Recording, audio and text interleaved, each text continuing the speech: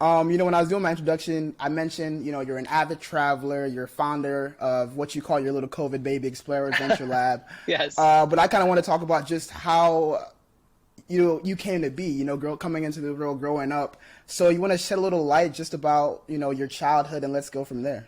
Man, in a nutshell, my family moved out to San Diego when I was 3 years old for my dad's occupation.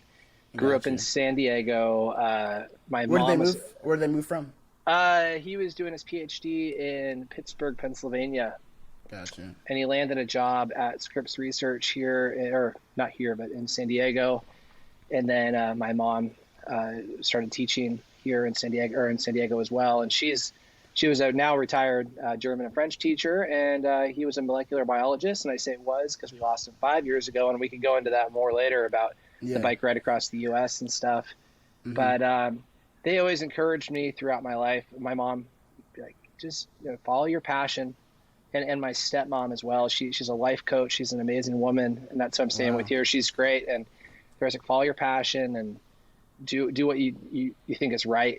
So, anyways, with a lot of push from my parents to follow my passion and the joy of traveling, and I kind of got the bug early when I was 14. I went on a foreign exchange trip with my mom. Actually, I tagged along, and that was my Yeah. first time traveling internationally, not just Mexico, but that was over to Europe. And since then, it just started. In college, did a few study abroads. I studied abroad in Yeah. Australia for a long time, and studied abroad in Germany, a German intensive language course.